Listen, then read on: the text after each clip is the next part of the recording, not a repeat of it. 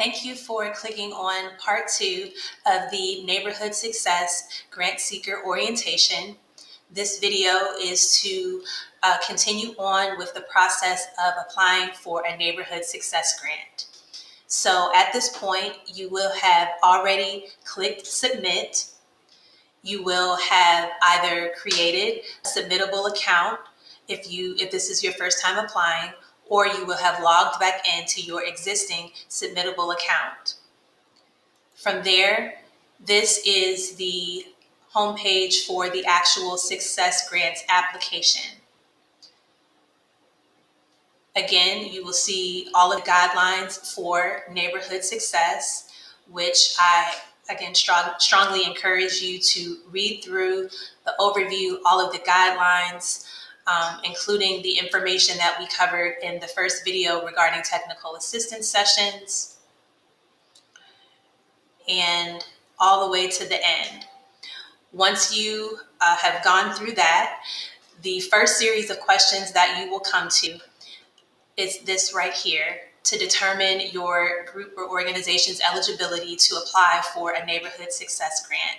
So there's a question regarding your organization's 501c3 status, or if you work with a fiscal sponsor, whether your organization operates and primarily benefits the neighborhoods of Warren and or Youngstown, and whether your organization is led by 2 or more unrelated residents of Warren or Youngstown. And so answering no to any of these 3 questions, you will receive a message letting you know that your organization is ineligible to apply for a neighborhood success grant at this time. If you receive that message and you are unsure about why, I have included my contact information in the guidelines for you to reach out to me, and I would happily assist you further with that. By selecting yes to all of these questions, you will also want to make sure that you click that you have read and understand the application guidelines, and then you will click next.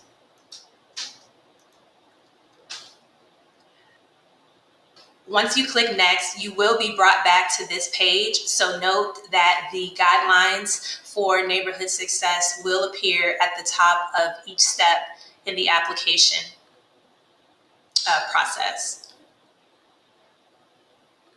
So you will begin by entering your organization or group information, your name, mission and purpose, year established, and again, you'll be asked about your tax status.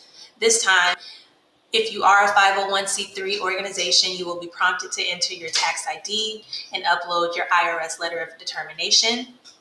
If you operate under a fiscal sponsor, you'll just want to enter your fiscal sponsor contact's email address, and then the foundation will reach out to that contact regarding the necessary documentation that we will need. You will want to let your fiscal sponsor know that the foundation will be getting in contact with them. And so you have the option of doing so here.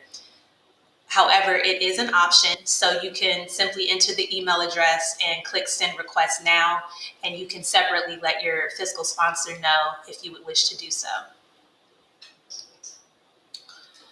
Next, your organization's information in regards to mailing address, phone number, email. If you have a social media account, you can enter that here, and then the primary contact. So the primary contact is the project leader or person who is closest to the implementation of the actual project. We recognize that for many groups and organizations applying for neighborhood success, that the contact information for this primary individual is going to be the same as that of the organization. And so that being the case, you can select yes, and then you move on to the secondary contact. If the primary contact information is different from the organization information that is listed, you can select no, and then you will be prompted to enter that information. Next, you will enter a secondary contact with all of their information on how to contact them. And so the secondary contact is in the event that we cannot get in contact with the primary individual, or if the primary contact is unavailable to attend or participate in an event connected to your neighborhood success project, we would need to get in contact with that secondary individual. And you will note that that secondary contact cannot be related or share a household, cannot be related to or share a household with the primary individual. Next, you will want to select whether your group has an active neighborhood success grant. It is still a guideline that organizations can only receive one neighborhood success grant per calendar year. If your organization does have an active neighborhood success grant, you will want to select yes, and you will be asked another layer of questions to help the foundation further understand where your project stands and getting it to completion. If your group does not have an active grant, you will select no and continue moving on with the information on your actual project. So you'll enter the project title, a brief description, the amount of your request. Please note that the request amounts is a minimum of $500 up to a maximum of $5,000. You will provide a brief narrative breakdown of how the funds will be spent by providing an itemized list of those expenses and the amounts. You will note, if you're familiar with applying for neighborhood success in the past, that there will be no separate project budget form that is required. You will enter that information in this section here as a narrative response.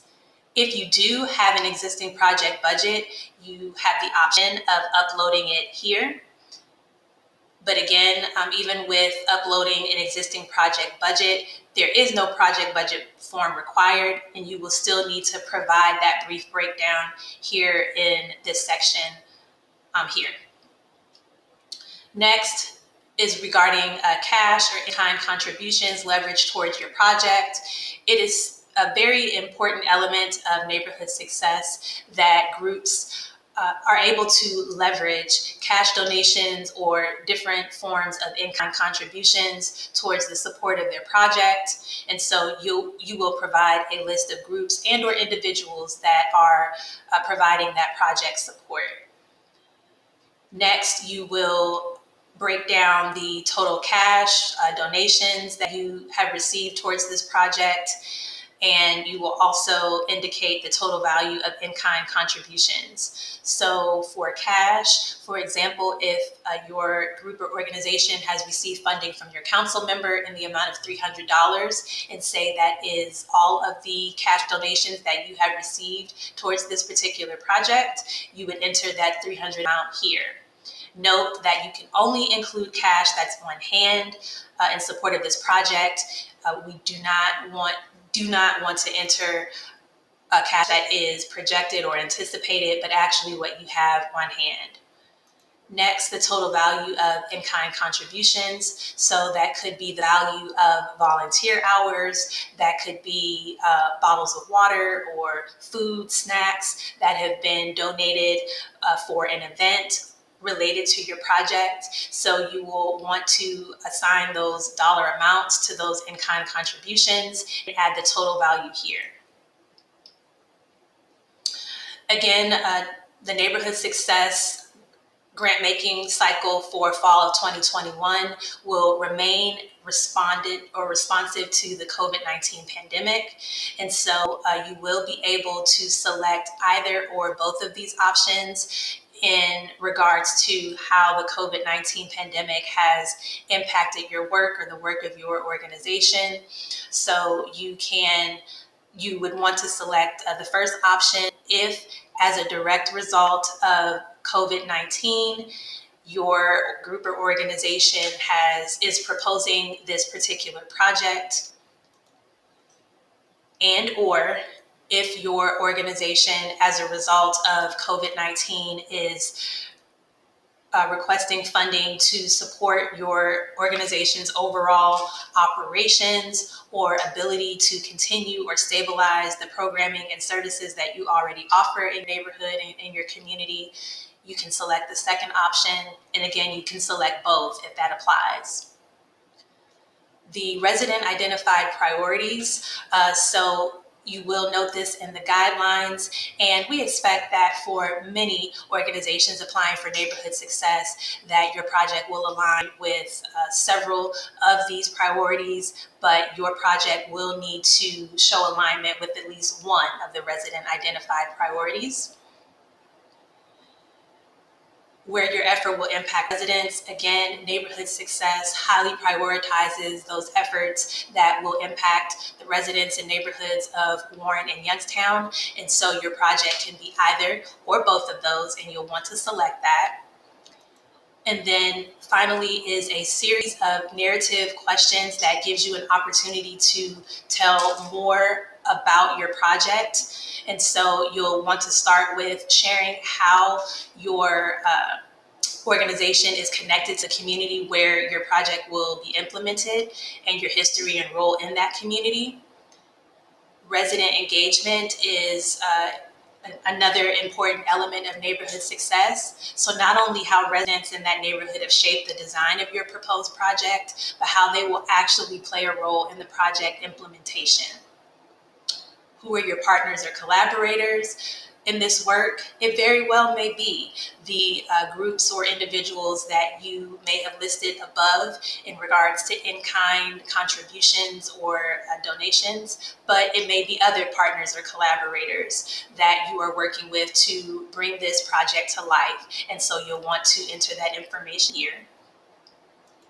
What is the impact you are trying to have, and how you will know if you've been successful is another question to, again, help us understand what it is that you are seeking to do with your project and the impact that it will have. And then you are given the opportunity to provide more detail on exactly how the COVID-19 pandemic has impacted how you do your work in the community. So this is a chance to share in more detail how COVID-19 has impacted your work.